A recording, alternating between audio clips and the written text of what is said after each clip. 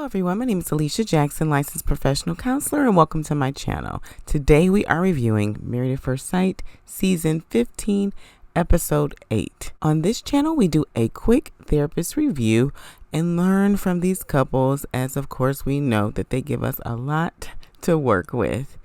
Can you believe it? They've only been married for 2 weeks and we're on Episode 8. We have 6 weeks and decision day to go. Oh my goodness.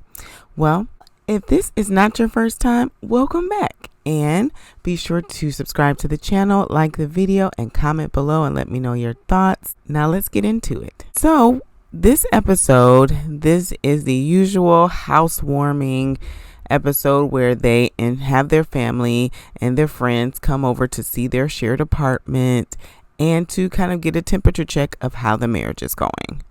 So first, we have Binh and Morgan. Now, before the housewarming, Binh is meeting with his friend, and Morgan is talking to her friend. She called him her chosen brother, as they're very, very close, and she wants to get the male perspective of how the relationship is going and what she's feeling. Morgan is still in this space of having her walls up. She does not want to take them down.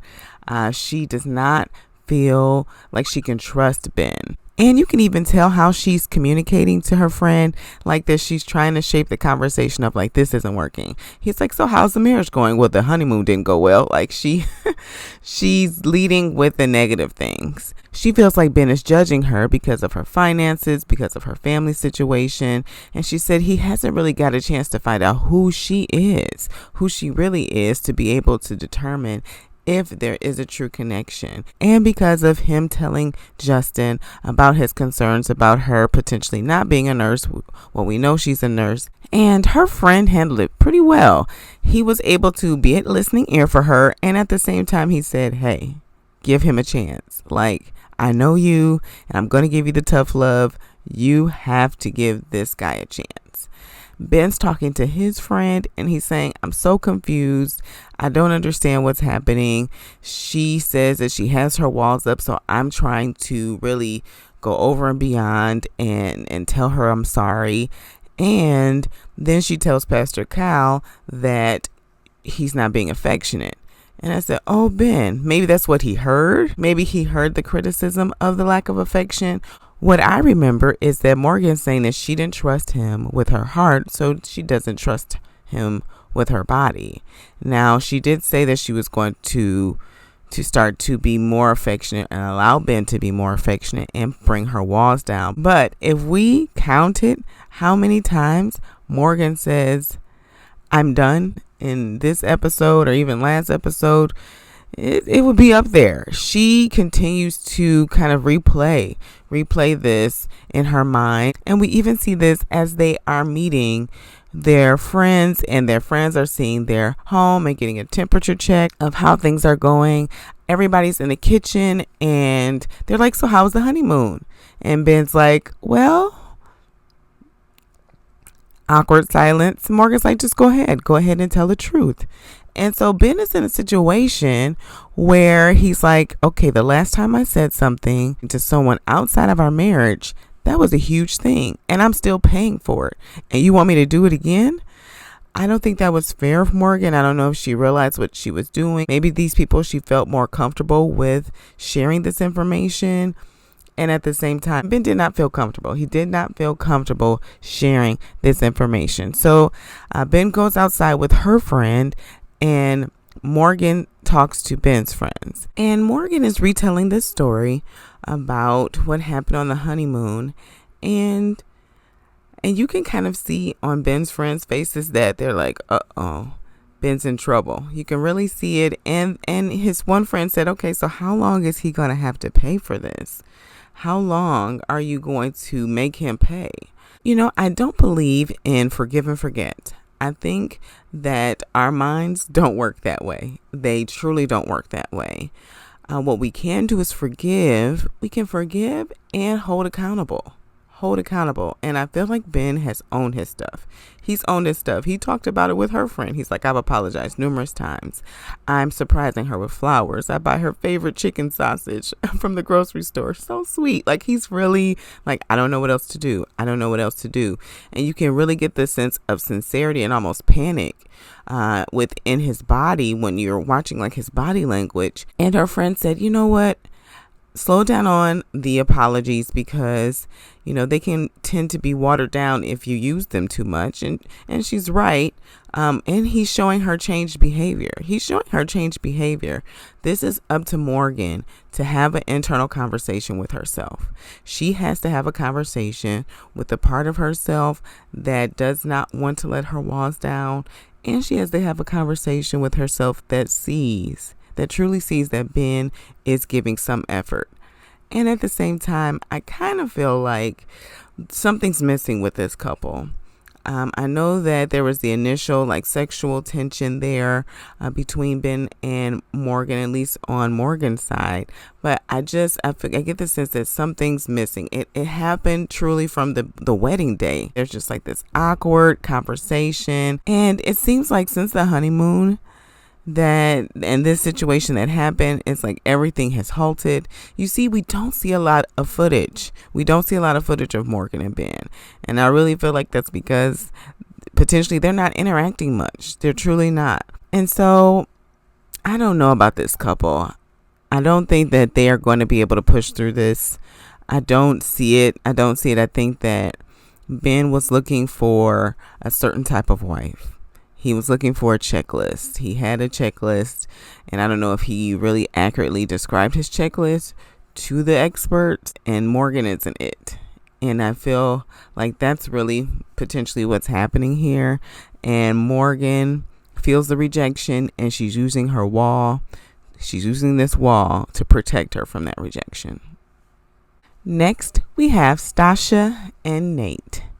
Nate's meeting with his friend, and his friend asked him, so, hey, how's it going? And Nate said, everything's great. We have a great connection. We're flirty. This is a really great start. And so Nate's friend said, hey, are you opening up? Of course, there's a part of me that says, did the production team ask you to ask this question? Even Nate gives the side eye like, yeah, I opened up as best as I could, but it's not enough for her. And so he is saying that he's going to be open to go into therapy himself. That's a big move. That is really a big move. Now, the determining factor will be like how he shows up in therapy. If he shows up in therapy saying like, hey, I'm just doing this because my wife said I need to do this, but I really feel like I'm fine, and isn't really truly open to the process of therapy, we'll see. But the fact that he's willing to do it and he's open to do it himself outside of the couples counseling, that's a really big deal. That's a big deal. Nate stated that he is concerned about Stacia switching up after the cameras are off. After decision day is done, he's concerned about her turning into a new person. I think that is something that every couple usually has a concern with, or of like, okay, these cameras are on, so you're presenting me, the version of you that you want the world to see. And I think that does happen, right? That does happen. It adds an extra layer to the representative, right? When you're meeting somebody, they're putting their best parts in the forefront. Like, ooh, look at me. I do this. I take care of this, right? And Stasha's presenting herself as this loving person. She truly is, who has herself together. She really does. And at the same time, he's concerned about the switch up. And it makes sense. And so it's something for him to listen to see, and to also observe her to see if, she's truly being genuine with him. At their housewarming, they have a 70s theme housewarming, which was so cute. Both of them in their afros. It was adorable. And they had their photos of their honeymoon on Polaroids. And so it really gave like a nostalgia effect, and it did feel like these memories were from long ago, even to the point where their friends were like, you guys look like you've been together for a really long time. They look really well together. They truly do. Nate is talking with Stasha's friend and her sister about how things are progressing and how he's concerned. He's really concerned about this baby deadline. And he's saying that, he's never seen Stasha with children. So he doesn't know what she's like with kids. He's concerned because he's like, hey, she doesn't like dogs. And because they're messy. And he's like, children are very messy. Like there's spills, they'll be writing on walls, things like that. And so that's giving him pause. And that's legitimate. I get that. That's legitimate. He's also talking about how, he's realizing that Stasha is more advanced in the area of sharing feelings and being vulnerable, and he's not where she is. And so her friend gave him, the language to really help Stasha understand where he is and how he's willing to work on being more open and sharing with her about his feelings. Stacia was talking to Nate's friends regarding where they are in their relationship, and his friends really gave her a lot of insight into Nate. That he is afraid. He's afraid of the abandonment, that she'll leave.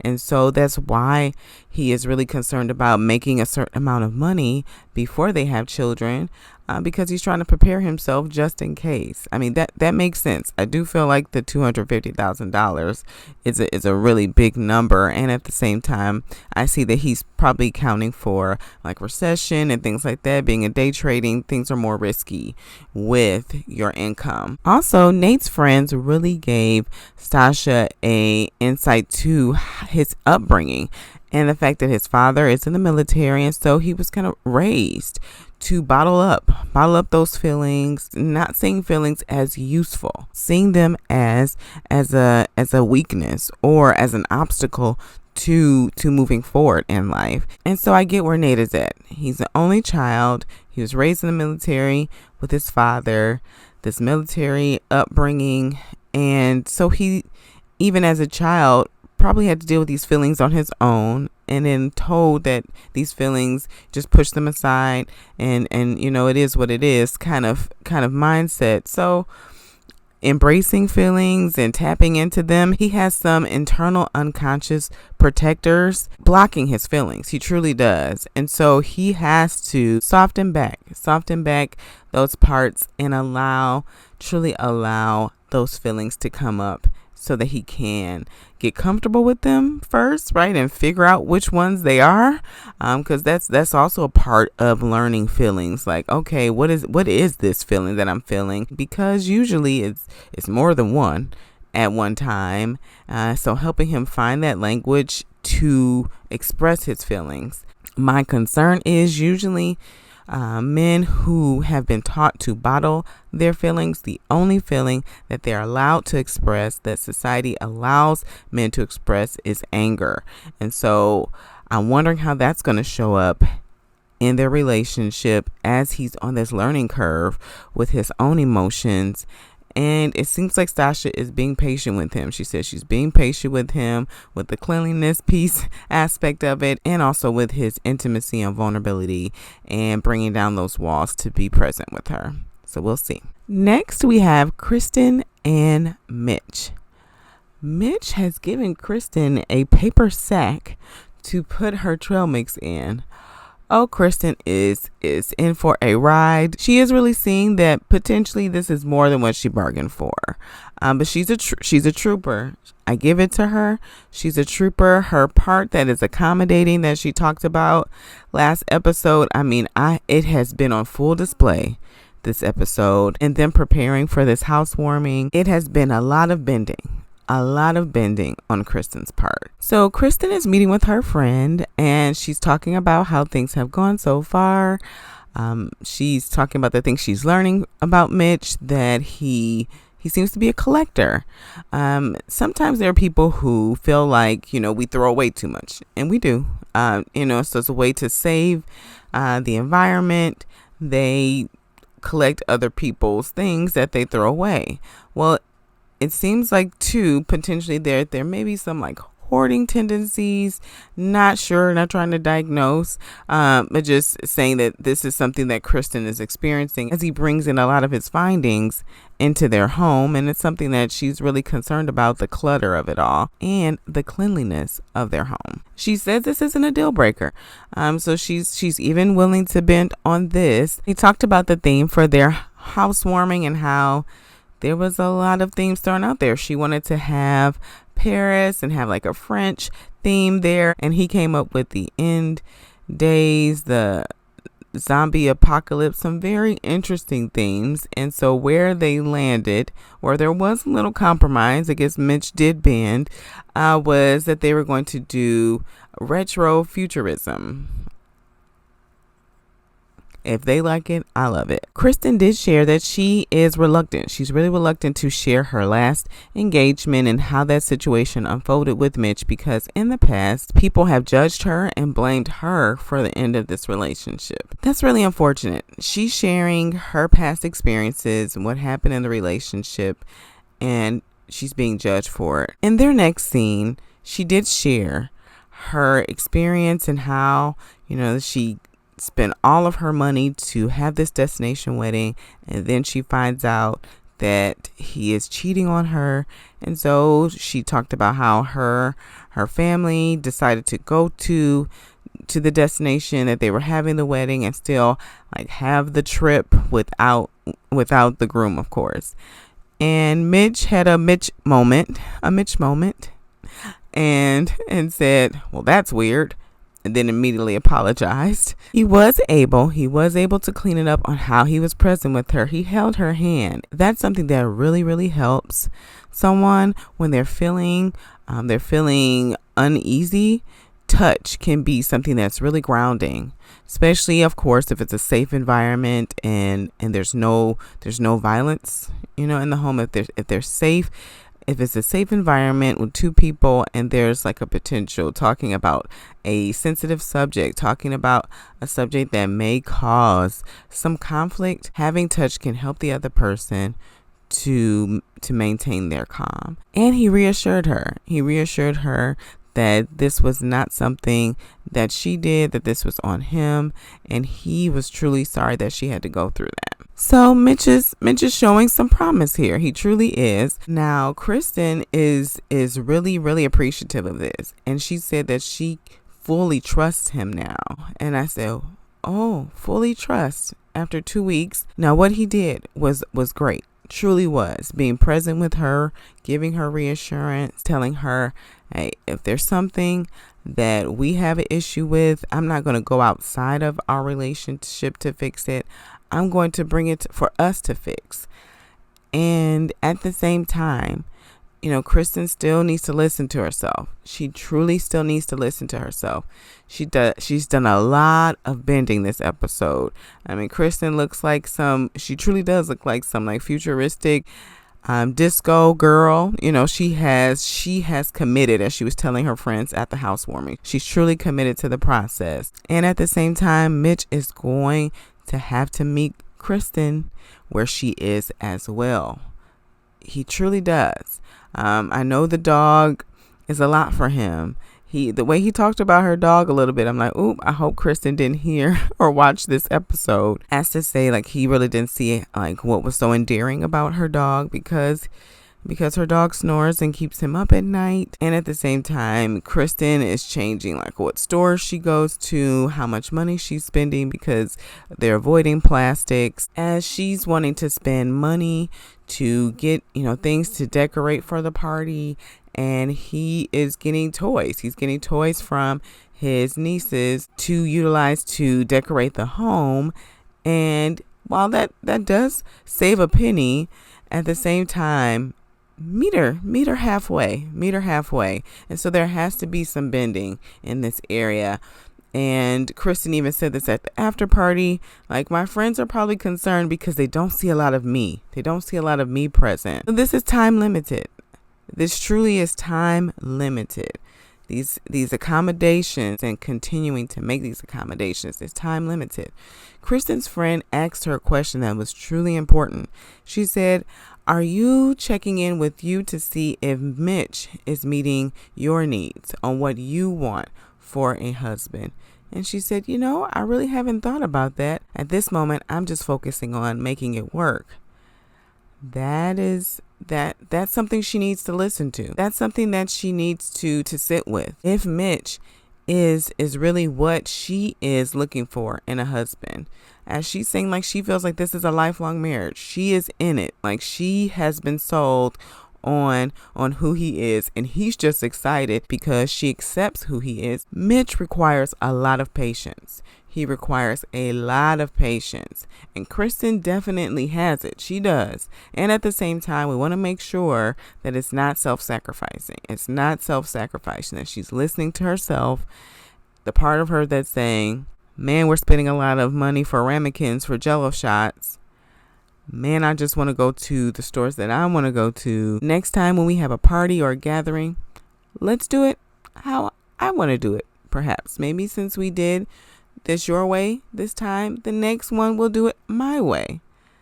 Mitch has to give some bending. He has to give some bending, and Krysten has to do a check-in with herself to see if Mitch truly is what she wants. Next, we have Lindy and Miguel. And Miguel's meeting with his friend, and he's saying, hey, I'm realizing, I do relationships well. I know I'm being a great husband, and Lindy, she's telling me that I am. And, even though there are some little things that are popping up, I'm taking them in stride because she is really showing up and truly being committed to this relationship. Miguel said she is all he wants and more. And he's in it. He's developing some feelings for her. He truly is. His friend is seeing it. He said, I see your puppy eyes. He's really smitten with her. He described Lindy as an oasis in a desert. That's big. That's big. So you can tell he's letting some of these walls down. He's letting some of these walls down for sure with her. At the housewarming, they played the newlywed game, and it was so cute to see the couples answering their questions. And Lindy and Miguel, they know each other pretty well. As he is talking with her friends, he described her as marvelous. This is, he likes her. He likes her. And it was also funny to see Miguel's friend talking with Lindy and saying, you laugh at Miguel's jokes a lot. Do you really think he's funny? She's like, oh, I think he's hilarious. She's like, that's so great. I'm glad God sent you because we don't think he's that funny. And I'm like, oh, I love Miguel's friends. They're so real. Lindy did let the cat out the bag that they had a conflict in regards to this health insurance situation. She is a contract employee, and so she doesn't have health insurance. And so she was asking Miguel, who's her husband, who thinks she's marvelous and an oasis in a desert, to provide health insurance for her. And he said, well, okay, how about taking my last name? It seems like there's a part of him that said, okay, if I'm going to make this reach, this is a big reach. Yes, I think you're marvelous. And we just met. So how about we both jump in to meet each other halfway? So I'm making a step by putting you on my health insurance. She said that's just a simple phone call. And at the same time, that's a premium that's going to be added, to his insurance. And so he's like, meet me halfway. Well, for Lindy, she doesn't see this as the same because this is her identity. And this is a part of who she is. This is a tough one. This is a tough one because this is really Miguel protecting himself.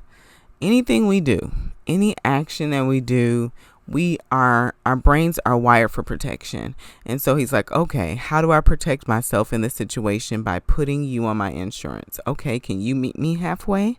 And Lindy is personalizing it and saying that, oh, you don't care about me. You don't care about me as a person. If I get sick or if something bad happens to me, you don't care that I see a doctor. Is that what you're saying? And I don't believe that's his intent at all. I truly don't. And so they're talking more. They're talking more about the situation. And she thinks she needs some tangible ways. She needs some tangible ways to show that he's in it for the long haul? Can we get a joint bank account? Can we talk about where we're going to live after this 8 weeks is over?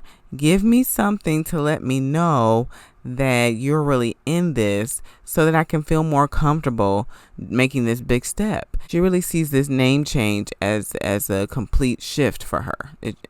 That's how she's seeing it. That's how a part of her is seeing it. And Miguel is stating through his logical mind, well, hey, this is kind of like the natural order of things.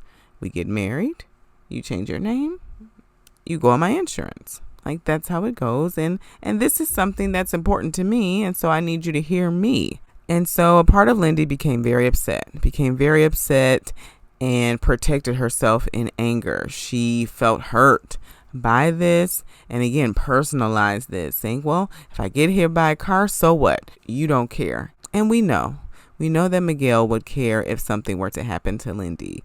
And so she was able to walk this back, her moment back with Miguel after having a moment with the girls. And she said, she really apologizes for how she communicated.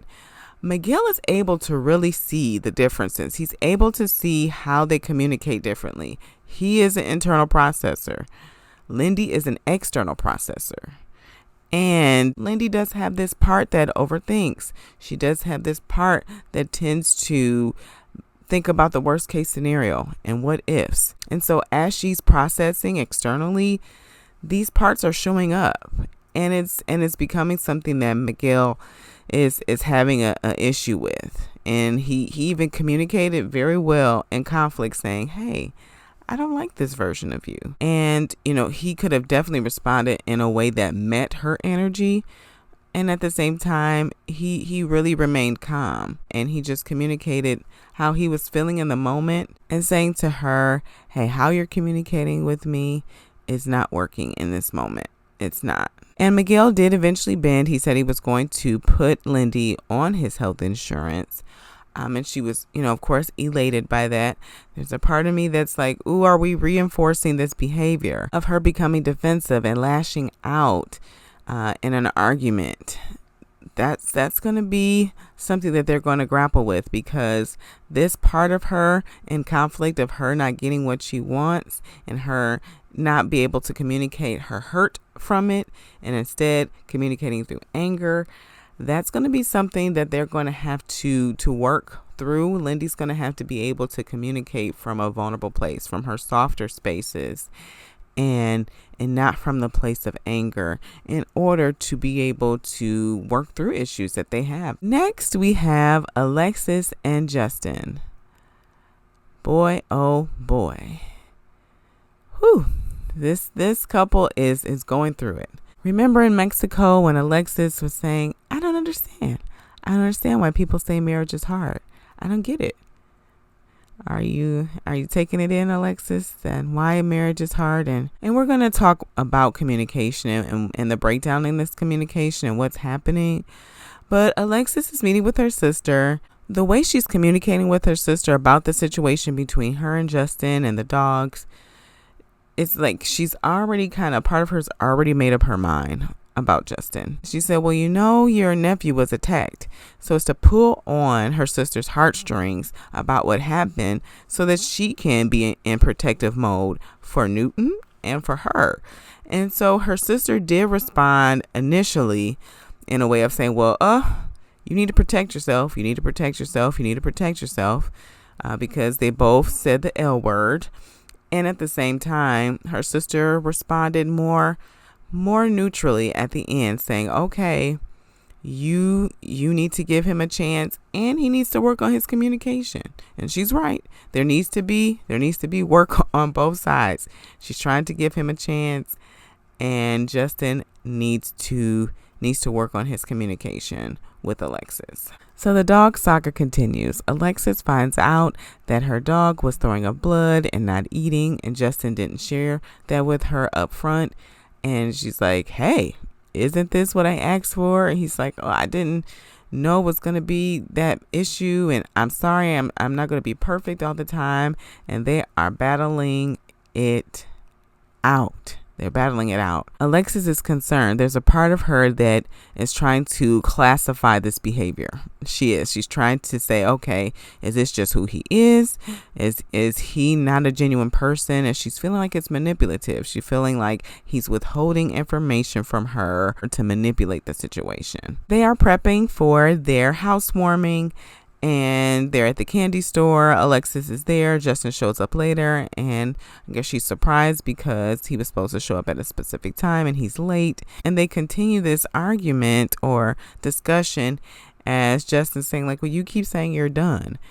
And so Justin's being activated by that word. I'm done. He's being activated by that word and not understanding what Alexis is saying.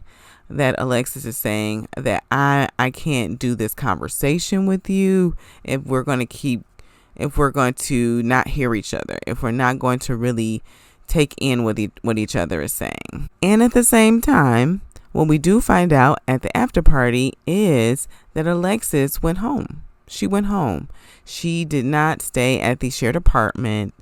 And so this is also going to activate Justin. He wants this marriage to work. He loves Alexis. He's all in, and she's left, and she keeps saying, I'm done. Well, now your actions and your words are kind of lining up with each other. They truly are. And so even though she's saying, okay, that's not what I'm saying, I'm done having this conversation with you, also your actions are pulling away from your husband. And so they're going to have to figure out how to really truly communicate with each other. Justin shut down in this conversation and went to this like tit for tat kind of space with her, saying, well, if you're done with this conversation, then okay, fine. I'm just not going to talk anymore. You can tell Justin is conflict avoidant. There's a part of him that does not like conflict and actively avoids it. And Alexis, she's a person that likes to lean into the conflict to be able to work it out, to talk it out. Let's have a conversation. And this is activating for Justin. It truly is. This is something that he's going to have to be able to work through within himself. Sometimes if an individual has a fear of conflict, there's a part of them that carries a belief that, one fight can determine the relationship. It can end the relationship. Or they're trying to prevent an explosive thing from happening. If there's been physical violence or even verbal abuse in their home, they tend to really avoid conflict to be safe, to be emotionally safe. And so Alexis leaning into conflict, this may be really, really activating, especially if these were Justin's experiences. We don't know much. We know that he did move in with his brother. We don't know why he moved out of his mother's home, but he moved in with his brother as a teenager. So something happened there. We don't know the full story. And at the same time, Justin needs to be more open, in conflict. And Alexis needs to truly stay in this. If she's really in it for the 8 weeks, to truly be present.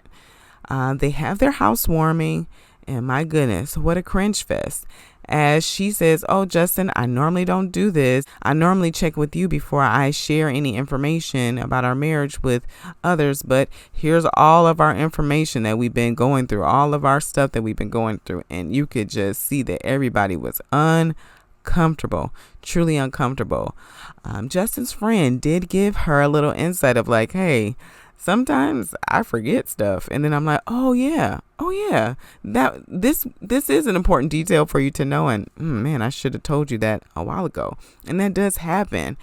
I do see that Alexis is holding on to this, very similar to Morgan. She's holding on to this. And at the same time, I do understand how protective she is of her dog and how it feels violating to her. I do see that. And Justin's asking her friends, hey, how do I talk to her when we have conflict? Like, how do I do it? And her friend didn't really give him a lot to work with. She just said, hey, Ask Alexis what she needs. Ask her what she needs. She did say at the wedding, if you remember, to chase her, to go to her house, have a boombox outside the window to chase her. So I don't know if he got that feedback, but doing a check-in with her to see what she needs. It's hard when there's that distance, though. It truly is. It's hard when she's left the house. And he's kind of like, well, now what do I do? And he did say at the after party that once they did have conversation with each other while they were separated, that the conversation was more healthy, that it was better. So we shall see how this couple goes. Let me know your comments about trust and rebuilding trust. Has trust been violated with Justin? Is he intentionally being manipulative with Alexis? Is it okay to share with other people about the issues that you're having in your marriage? Let me know your thoughts. If you have stuck around for this long, please subscribe to the channel, like the video, comment below, and as always, be cool, be calm, be centered. Peace.